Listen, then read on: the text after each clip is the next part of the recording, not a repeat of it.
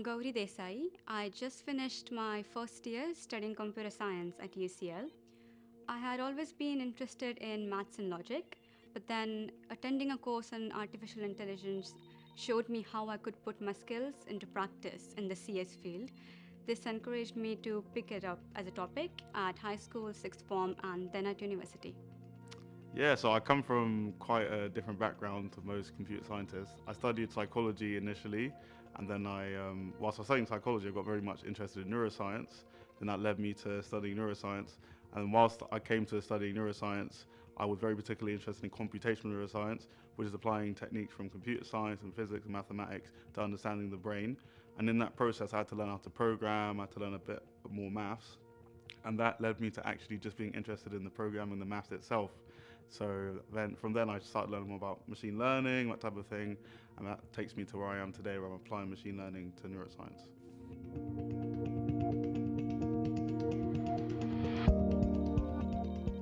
Here at UCL, they expose us to topics ranging from discrete maths and pure logic to projects that have real life impacts.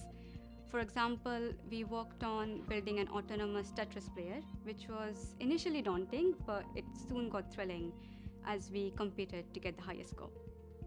What I enjoy most is having to solve problems every single day. So what I do day to day mainly is writing code to do various different things. So the main thing that I'm doing is like machine learning, but then before that you have to do loads of pre-processing, you have to do loads of like databasing, all these different types of things. And involved in all of these things are problems left, right and center, and you have to figure out a way to solve it, and no one can really solve it for you, which I think is very fun.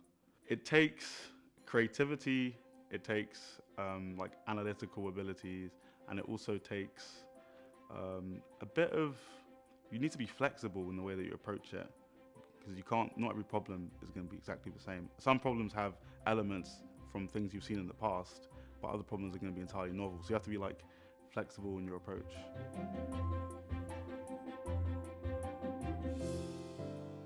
At the end of last year, we built a prototype bioreactor as a group. For this, we had to collaborate with different engineering departments, and to begin with, we were barely given any information, so we had to start from scratch and carry out the research ourselves, which I found really rewarding.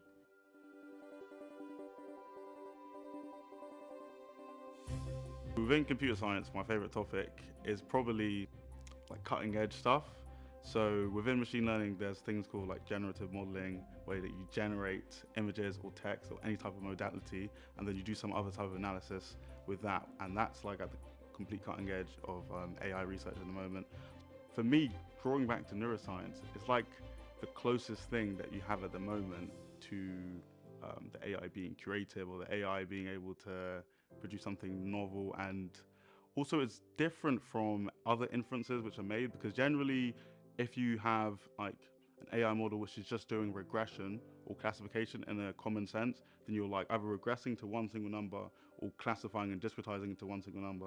But instead of like outputting a number, now you're getting like an image or some whole text or something like that. It just kind of mimics the complexity of what human beings are able to do, but then also it's just cool.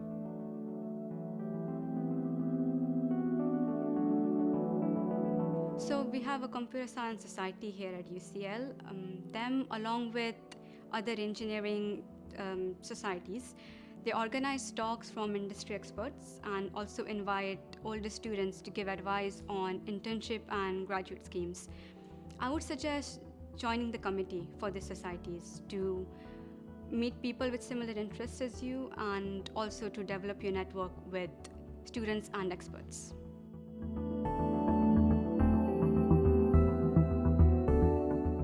Not all computer science students are introverts.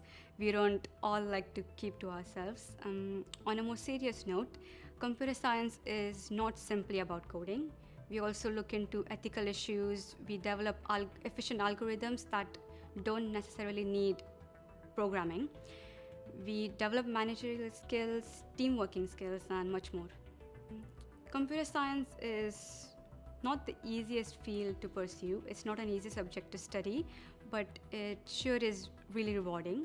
If you like just spending hours on fixing a the smallest error, it can seem irritating, but it's surprisingly joyous when you get to the end of it.